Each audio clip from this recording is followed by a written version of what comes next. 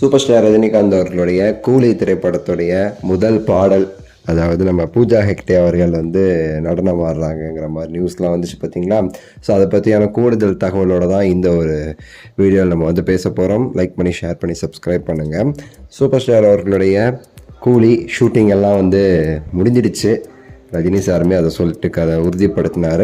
So அது மட்டும் இல்லாமல் இந்த படத்தில் வந்து ஒரு பாடலில் வந்து நம்ம பூஜா ஹெக்டே வந்து பண்ணுறாங்க அப்படிங்கிற மாதிரி நியூஸ் வந்துச்சு. சன் பிக்சர்ஸும் வந்து ஃபோட்டோலாம் போட்டு கன்ஃபார்ம்லாம் பண்ணியாச்சு.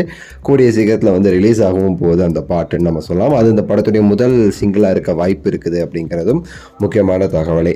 ஸோ அதாவது ஒரு பார்ட்டி சாங் அப்படிங்கிறதா இதை வந்து சொல்கிறாங்க. பார்ட்டி சாங்குன்னு சொல்லி சொல்கிறாங்க.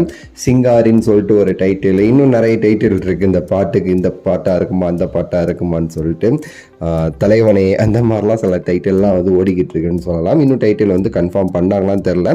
இதெல்லாம் டைட்டிலாக இருக்கும் அப்படின்னு சொல்லிட்டு நிறைய சோர்சஸ் கிட்டேருந்து நமக்கு தகவல் வந்துக்கிட்டு இருக்கு, இந்த பாடலுடைய ஆரம்பம் அந்த மாதிரி. ஸோ இந்த ஒரு பாட்டை பொறுத்த வரைக்கும் பார்த்தீங்கன்னா ஒரு பார்ட்டி சாங் அப்படிங்கிற மாதிரி சொல்லப்படுது. இதில் வந்து ரஜினிகாந்த் அவர்களும் இருப்பாருங்கிற மாதிரியும் சொல்கிறாங்க. சில பேர் இது வந்து வில்லனிசம் கோஷ்டியோடைய சாங் அப்படிங்கிற மாதிரி சொல்கிறாங்க. பட் முக்கியமாக பார்க்க போனால் இதில் வந்து ஒரு சம்பவம் நடக்குது, அதுக்கேற்ற மாதிரி ஒரு பார்ட்டி, அந்த பார்ட்டியில் ஒரு சாங் மாதிரி தான் இதை வந்து நமக்கு தெரிஞ்சவங்க வந்து சொல்கிறத நம்மளால் கேட்க முடியுது. எக்ஸாம்பிளுக்கு பார்த்தோம் அப்படின்னா நம்மளுடைய புஷ்பாவில் வந்து வரும் பார்த்தீங்களா, நம்ம இப்போ ரிலீஸ் ஆன கிசுக்கு சாங் ஆகட்டும் இல்லை சமந்தாவுடைய சாங் ஆகட்டும், அந்த ஒரு பார்ட்டி மாதிரி வருதுல்ல, அதே மாதிரி தான் இந்த ஒரு சாங்குமே வந்து ஒரு பார்ட்டி சாங், ஒரு பார்ட்டி மோடு சாங் அப்படிங்கிற மாதிரி தான் வந்து சொல்கிறாங்க.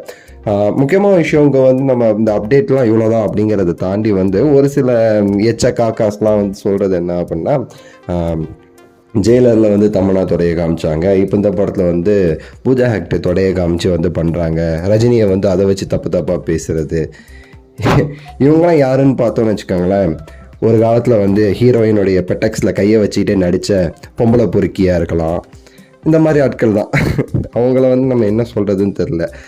அதுவும் இல்லாமல் ரீசெண்டாக 23 வயசு, தன்னோட 23 வயசு சின்ன பொண்ணான ஒரு பொண்ணை வந்து ஹீரோயினாக போட்டு லிப் கிஸ் அடித்த அந்த பொம்பளை பொறுக்கி ஹீரோவாக இருக்கலாம். அவங்களுடைய ஃபேன்ஸ் இதெல்லாம் வந்து பேசுகிறத நம்மளால் வந்து கேட்க முடியுது.